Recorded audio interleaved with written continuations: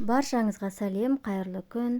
Құйрық майдан өздеріңізге пайдалы, иммунитет көтеретін, өттің жұмысын жақсартатын пайдалы құйрықтың майын дайындаймыз. Енем екеуміз даладағы ошаққа, қазанға жасағымыз келді. Алдымен суды жақсылап қайнатып аласыз.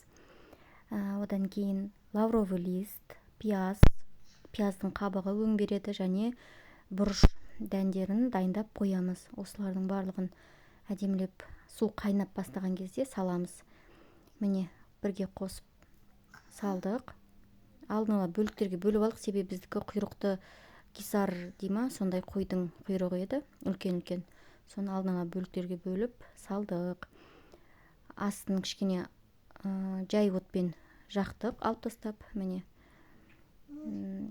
20 минуттай қайнатамыз. Содан кейін алып аламыз. Дайын. Енді тұздауға кірісеміз. Кішкене суғаны күтеміз. Суғанша біз приправалар дайындаймыз. Ол үшін езілген чеснок, паприка, яғни ысталған паприка, сосын етке арналған немесе өзіңізде қандай приправа бар, соның барлығын қоса берсеңіз болады. Әйтеуір дәмі кірсе болды. Осылай мен ұсақ жіңішкелеп бөліктерге бөліп алдым. Маған тұздауға ыңғайлы болсын, тұзы сіңсін деп. Жаңағының барлығын чеснокпен араластырып, тұз барлығын қайнап жатқан кезде тұз салсақ болады, және осылай приправаға да тұз салсақ болады. Осылай жақсылап барлығын біркелкі қылып жағу оңай болған жоқ. Езіліп, бір жеріне қалың болса, бір жеріне жұқа болып, сонда да жақсылап жағуға тырысыңыз.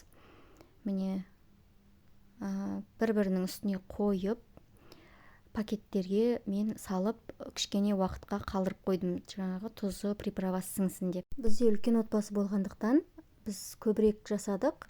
Мына жерде бізде 4 килограммдай болған шығар, 2 килограммдай.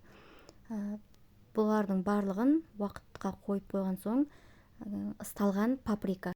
Бізде магазинде ысталған болмағандықтан осындай паприка, осындай түрін алдық.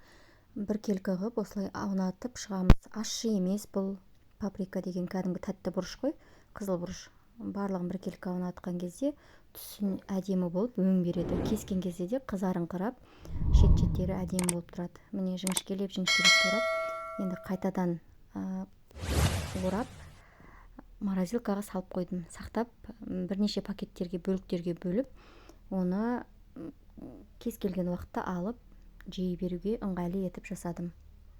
Ас болсын барлықтарыңызға, пайдалы астардан жасап жүріңіздер.